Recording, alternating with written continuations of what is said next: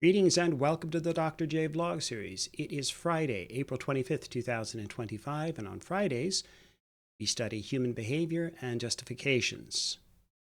As you can see from the screen, we're going to be talking about solving social problems today, and specifically, the opioid crisis. Might be a little bit ambitious of a title, but this is the issue we're going to be tackling. So I'm privileged, actually, to be able to play guitar and sing once or twice a month at St. Joe's Cafe. And basically, it's a place where we provide warm and nutritious foods for those who are in need here in London, Ontario. We create something of a kind of a coffee shop environment that allows people to enjoy a nice meal and some conversation and sort of just relax and listen to some live music. And so many of the folks who attend are struggling. They're experiencing, unstable housing, or they're unhoused.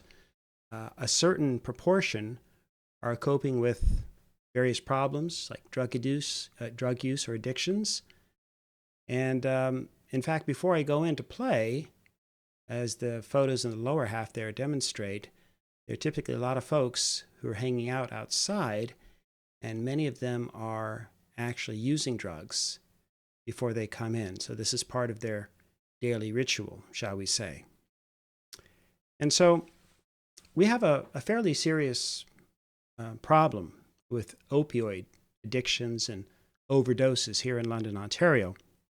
And in fact, so much so that the death rates from opioid overdoses has actually tripled in the last decade, from 2014 to 2024.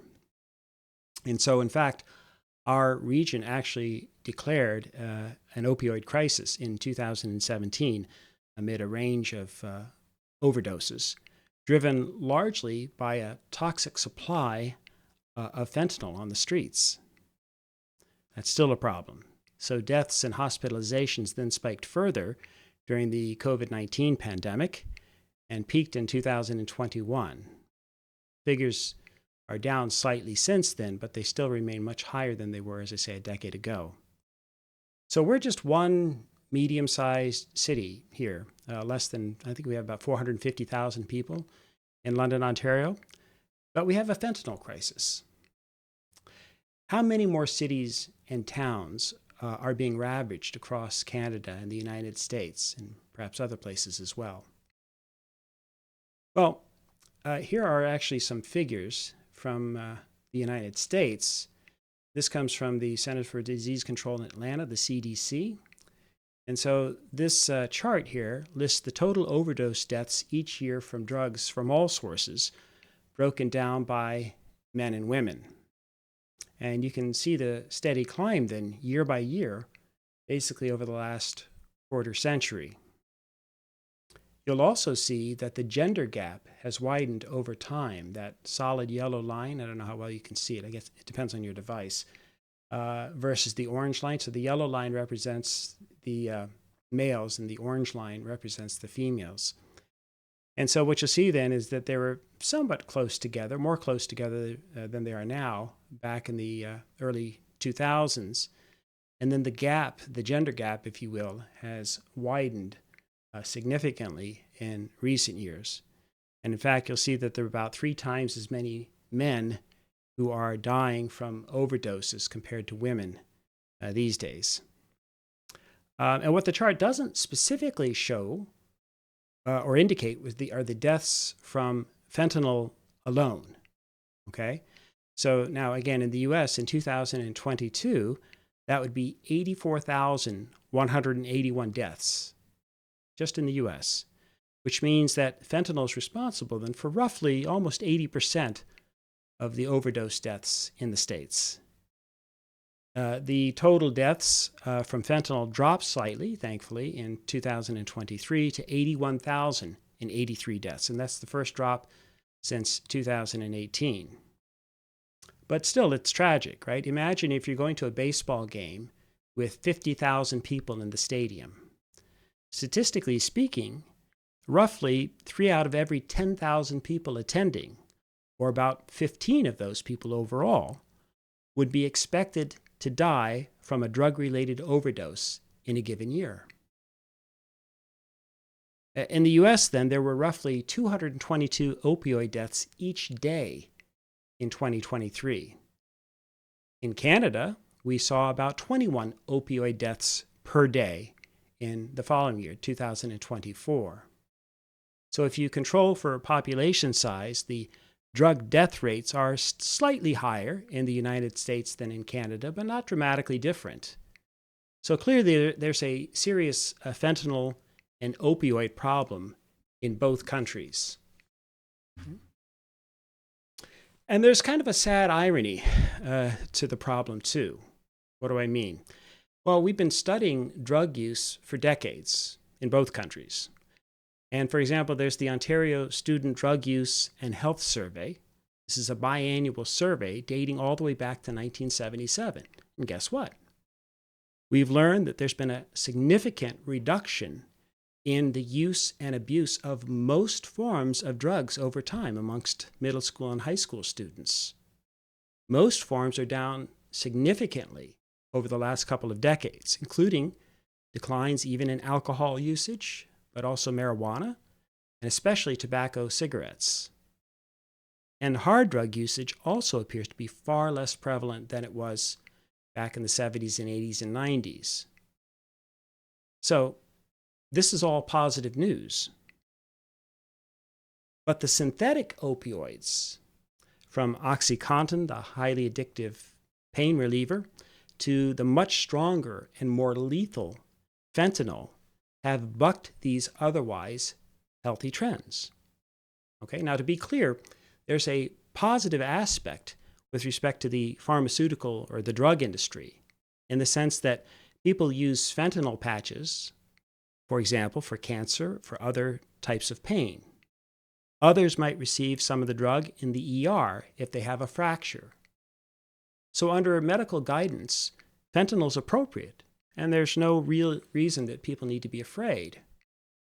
Unfortunately, the allure of fentanyl has shifted from being produced just by the pharmaceutical companies to these days coming from the drug cartels and other entities. And so drug dealers increasingly mix fentanyl into all kinds of drugs, including heroin, cocaine, methamphetamines, and so on. Even more problematic has been the lacing of fake prescription pills with fentanyl, including oxycodone or OxyContin, it's a kind of oxycodone, hydrocodone like Vicodin, and benzodiazepines, a type of sedative used for anxiety like Valium. And so we have all kinds of stuff then that's sold out on the streets. One Yale University primary care physician explains the problem this way, quote, "Dealers package it to look like a normal prescription pill that you'd get at a pharmacy, but nobody can tell what's in it. So someone buys from a drug dealer what they think is a Valium or cocaine or OxyContin, but it has a small amount of fentanyl that the buyer's unaware of. This can cause an overdose because the individual doesn't have the physical tolerance to fentanyl, even if they have a tolerance to, say, OxyContin." So in many cases then, people who use or overdose on fentanyl are also knowingly taking the drug. They know that it delivers an intense high, and it ultimately then becomes highly addictive. So I just want to consider one very specific and powerful story. And this is the story of a young man named Rabbit out on the streets. I feel sick tomorrow. And I don't want to feel sick anymore. It's too hard. It's really embarrassing. It's not like I'm alone. I'm at a shelter. And you don't want to really appear weak in the shelter because kids take advantage of that.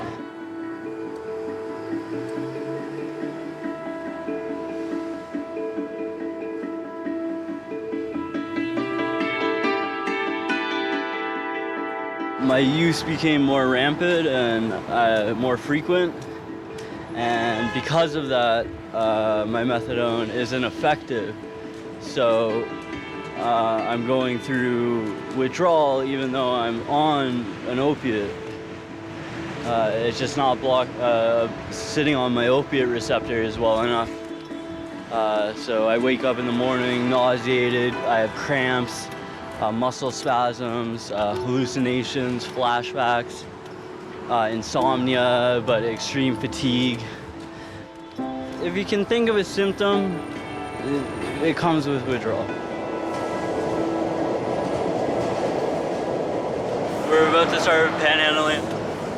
Hopefully it goes quick. Like, it's 1 o'clock, a little later than I like to start. I could not do this, but I want to score, so it's just on my mind. It's been on my mind for days. Hopefully it goes smoothly today. No cops, hopefully. They always kick you off the corner, give you tickets for panhandling. They call it soliciting or aggressive panhandling, which is a joke. Sometimes I'll have a sign. I generally don't say much unless people strike up conversation with me. Like overall, like what I'm doing, like I'm begging, I'm asking for help, and I don't like it. Of course, I would prefer to be somewhere else, but this is what I gotta do for now.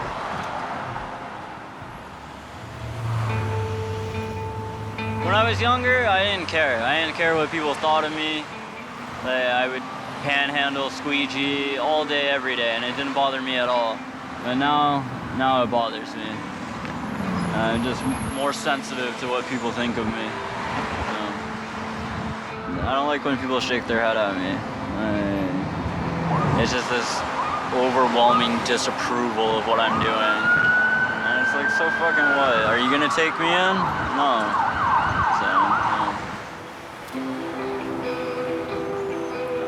I want better for myself. I want a career. I don't want to be a career homeless person. I want to have a family. I want to have a partner. I want to have kids. I want a life. What I have now isn't much of a life. But I gotta get back to work. Got $10 to make, and then we'll be out of here.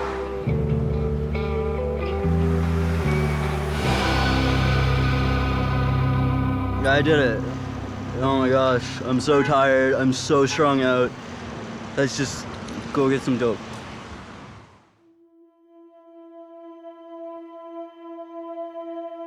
I just picked up and I used, and I went from feeling terrible, irritable, anxious, frustrated to normal, blissful, happy.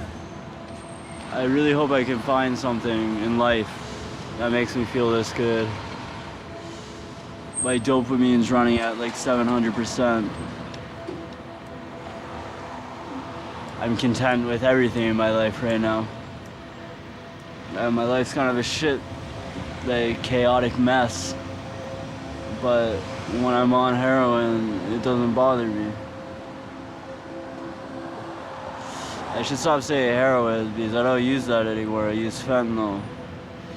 Fentanyl's 50 times stronger than heroin, and it's the reason I'm back on the street. My parents let me come home after I was hitchhiking, after I got sexually assaulted in BC, and I ended up stealing all of my dad's fentanyl patches and smoked them all, knowing that he would go through withdrawal or be in pain from his injury. But I couldn't help myself. I'm mentioning this because I want you guys to kind of grasp what kind of pull addiction actually has on someone, that they could betray their own father. When they gave them a chance after years to come home and start fresh, and I blew it. He didn't talk to me for a year, and now we barely talk, and when we do, it's just about my addiction.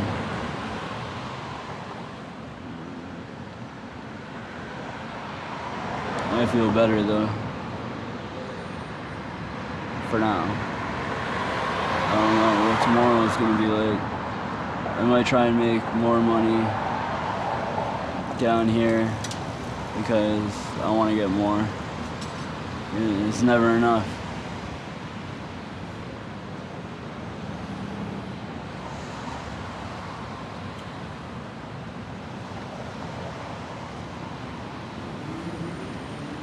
I don't know how I'm gonna get off the needle. I don't. But I'm tired of running. I'm tired of being afraid.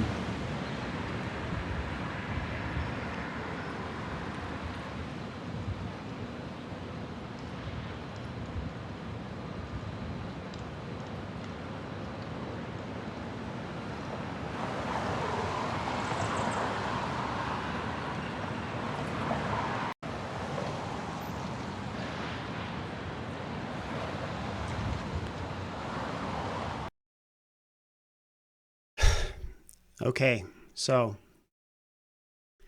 that's just one story, obviously. And unfortunately, the case of Rabbit does not end particularly well. There's no redemption story here. And in fact, as per the CBC update and the comments on this particular video, Rabbit, also known as Peter Saunders, ended up dying in November 2019. And so, in many ways, Peter was such a normal, and you can see obviously intelligent young man. He had dreams of getting his life together, having a career, eventually a family, etc. But of course, none of that happened. None of it could happen. Why? Because of his opioid use disorder. That's a fancy way of saying that because he has an addiction. Formally, opioid use disorder is a chronic brain disease characterized by continuing opioid use despite the harmful consequences that result. The symptoms include loss of control over opioid use. He even mentioned that it's such a strong pull of the addiction that he was even willing to betray his own father. He smoked all his father's fentanyl patches. So again, his father had it, presumably, or he sort of implied this, because he was dealing with pain. So it was probably medically prescribed and so forth.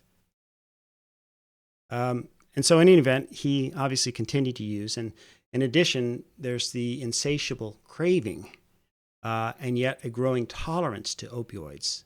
And this is what makes it such a lethal drug as such, because you do build up tolerances. And then unfortunately, as you crave more and more, and as you use stronger and stronger amounts, you increase your risk of overdose and, of course, dying. And that's what happened to Peter, aka Rabbit. So the treatments then for opioid addictions include medication, include counseling, include behavioral therapies, among others. And there's no question that many people desperately need, in many cases, desperately need treatment. The main problem, if you will, with treatment, it almost always requires consent and the motivation of the person who's suffering. And they're the ones that have the hardest time of either A, acknowledging that they have a problem, or if they do, if they're self-aware, and this is in the case of Rabbit there, they may just not be willing to take the next step that's required to obtain treatment for a variety of different reasons, which I won't go into today. The one main exception to this whole issue of voluntary consent in order to obtain treatment is if you can demonstrate that someone's in grave or immediate danger to themselves, of harming themselves, or harming others because of their current mental state. Otherwise, it's strictly voluntary. People, if you will, can choose to stay on the streets, to continue using, and to overdose in the long run. So as with most social problems then, the treatment options occur much further downstream, as we say, rather than dealing with the problems when they get out of hand or dealing with the problems at the source. So in other words, we tend to take a risk management approach to dealing with the many individuals who do end up having addictions or getting in trouble with the law and or dropping out of school, etc. And that's important, obviously, in terms of helping people who have developed serious problems and addictions. And obviously, they can no longer function adequately, abide by the laws of contemporary society, and so forth. But like many things, we don't necessarily deal with the urgency of the matter up front. And so let me use a very simple, straightforward example that we'll all be familiar with. Our teeth. Think of your teeth. You know you should brush and floss regularly, and ideally get regular dental checkups and cleanings. But we don't necessarily do all that preventive maintenance, do we? And then what happens?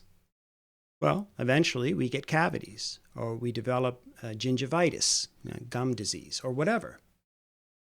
And then we have to deal with the problems that emerge as a result of our neglect. And it's often, of course, much costlier to deal with the problems after the fact. In other words, both in terms of the financial cost, what does it cost to get fillings and teeth fixed or replaced and so forth, and then often the longer-term health costs are more significant too.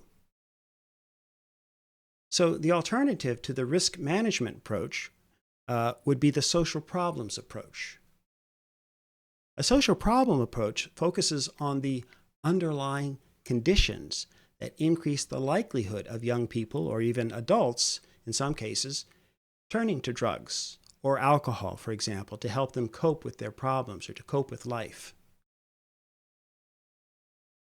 And so with a social problems approach, you have to then consider a much broader range of environmental and familial and individual factors that influence people's life courses, their pathways, like heading down a pathway towards crime or addictions. And so the idea involved here is focusing on and then developing more preventive measures.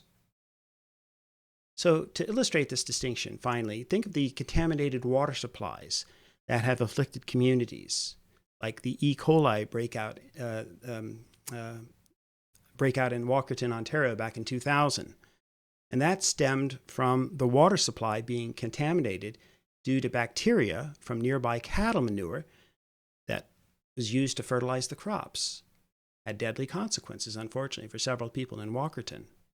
Or consider the case of Flint, Michigan, more recently, 2014, when they switched the water supplies. They switched the water supply, which led to getting access or having their water pumped in through untreated water corroding pipes, which meant that lead and other contaminants ended up leaching into the drinking water. And this, unfortunately, had serious consequences too, especially in terms of brain development for youngsters. So a risk management approach would focus on having everyone, for example, install water filters in their homes, boiling their water, or purchasing bottled water. But basically while knowing nothing about the fundamental problem, which is the contamination of the water supply. A social problem-solving approach would focus on the actual water supply and eliminate the threat of contaminated water in the first place. And so in effect, the risk management approach places the responsibility of dealing with the issues more directly on the individuals per se, whereas a social problem approach requires more of a collective responsibility in response to shared social problems. So next week, then, we're going to look at both the risk management and the social problems responses to drug addictions and the opioid crises in the US and in Canada. Okay? And yes, we'll consider the options for possible solutions and the kinds of justification strategies that people tend to use in favoring their approach or their perspective in dealing with the drug problem. Or it could be the gun problem or environmental problems and so forth. But there's a real fundamental philosophical and ideological divide between a risk management approach and a social problem approach. So we're going to look into that, and specifically in the case of dealing with the opioid crisis and what the possible solutions might be. All right, so in the meantime, may you and yours continue to create peace in your lives, nurture love in your hearts, and dole out hugs in abundance, and take good care.